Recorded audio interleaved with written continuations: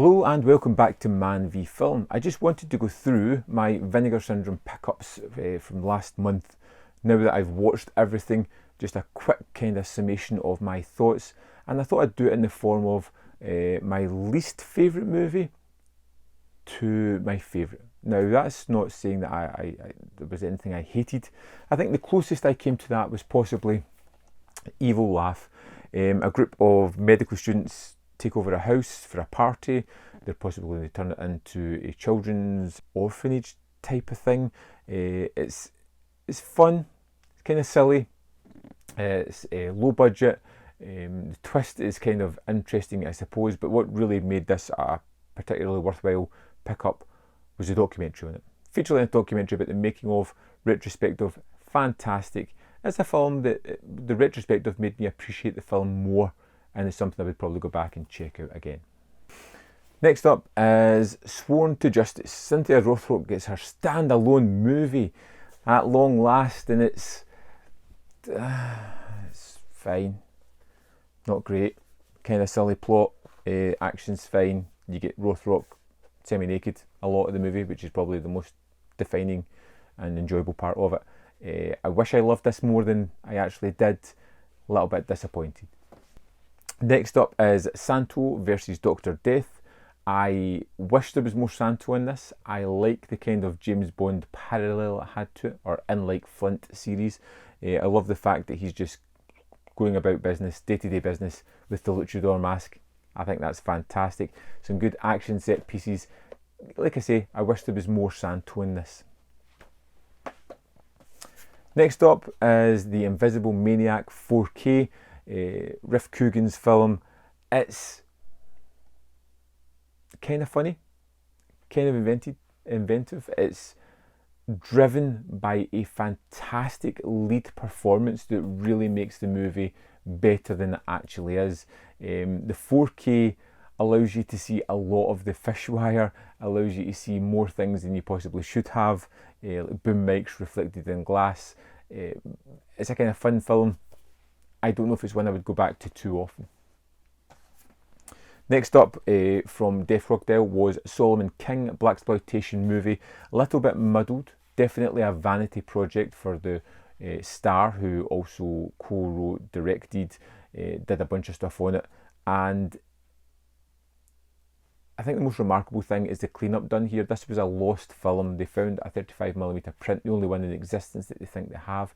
They've done a tremendous amount of work cleaning this up, and it looks fantastic.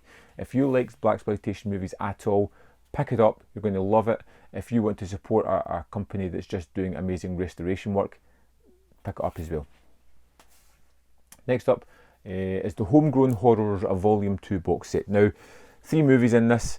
Moonstalker, which is a kind of slasher, typical slasher, which I kind of liked.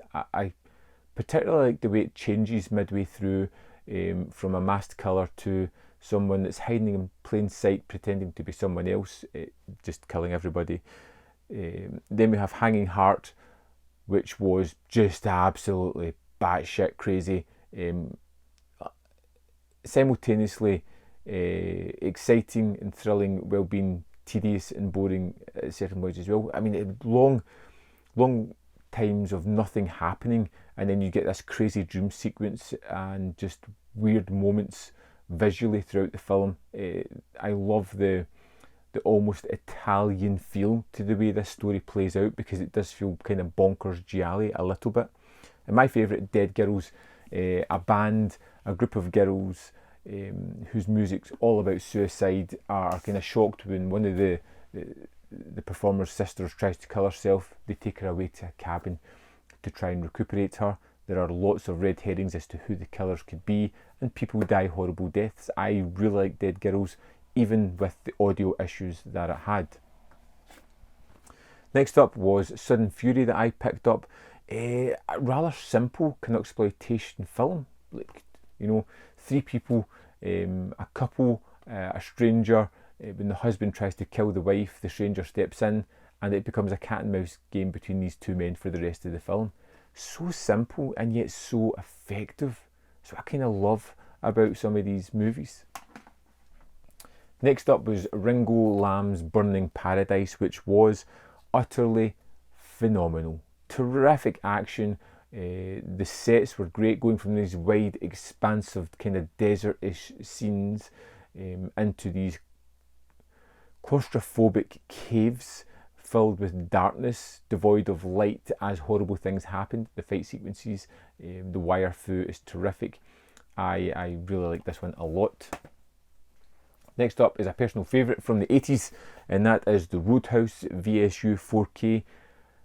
I love this movie. I've seen it many times. It's a kind of comfort film for me. It looks the best it has ever looked. The wealth of extras are fantastic, and I just enjoy the film. Quotable lines, cool main character, action sequences, and it all works. And for me, the biggest surprise of the month, my favourite title that I got out of everything, which I was not expecting, was the 4K of Freeway. This thing was phenomenal. I still can't believe it's an actual, real, honest-to-goodness movie with the cast that it has, but it's here, it's in my hands, it's not a fevered nightmare, this is reality. Freeway is, well, it has to be seen to be believed.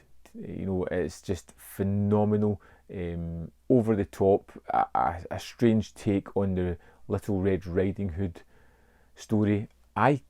Honestly, it's a standout release. It's a great discovery of the year. It's one that I can't wait to go back to. It's one that I cannot wait to show people, to watch their jaw drop watching this one. Yeah, it was all in all, it was a pretty decent month. There was a lot of average here, but the ones that were exceptional were really worth the extra effort. I really liked them. I'd love to know your thoughts on any of these movies. What was your favourite from this bunch? Have you got a similar pickup? Let me know in the comment box below while you're down there. Hit the like button because it really helps. There's more content up here if you want to see more of my stuff. In the description box are links to the Patreon membership program and manvfilm.com. All ways in which you can support me. Thanks for watching, and I'll see you next time.